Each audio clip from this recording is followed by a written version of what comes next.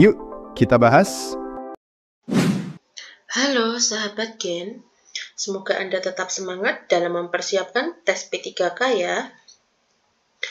Dalam video ini kami akan membahas tentang wawancara.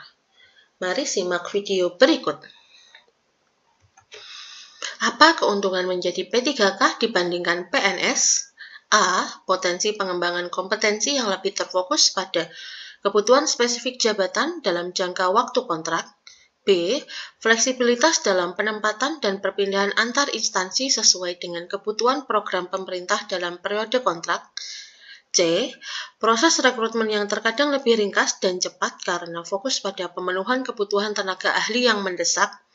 D.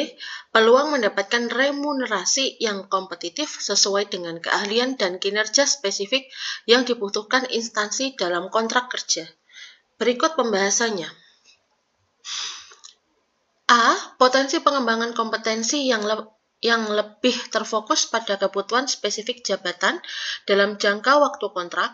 Skornya 3. Analisis yaitu P3K direkrut untuk mengisi kebutuhan keahlian tertentu dengan waktu kontrak. Pengembangan yang terarah pada peningkatan kinerja sesuai dengan tuntutan jabatan saat ini. Hal tersebut berbeda dengan pengembangan karir lebih luas dan jangka panjang. Kemudian, adanya fleksibilitas dalam penempatan dan perpindahan antar instansi sesuai dengan kebutuhan program pemerintah dalam periode kontrak. Skornya 2. Analisisnya yaitu, meskipun tidak sepenuhnya bebas, P3K terkadang memiliki fleksibilitas penempatan yang lebih tinggi sesuai dengan kebutuhan program tertentu. Hal tersebut bisa menjadi keuntungan dalam mendapatkan pengalaman yang beragam, namun hal ini sangat bergantung pada kebijakan setiap instansi.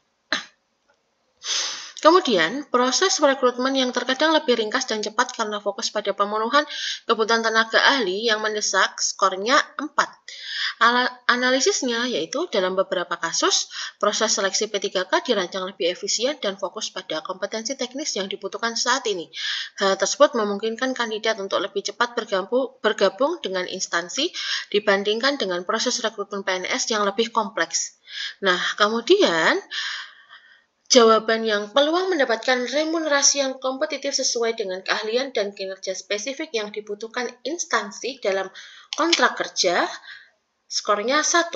Dengan analisis, meskipun potensi remunerasi yang kompetitif itu ada, hal ini tidak selalu menjadi keuntungan dibandingkan PNS.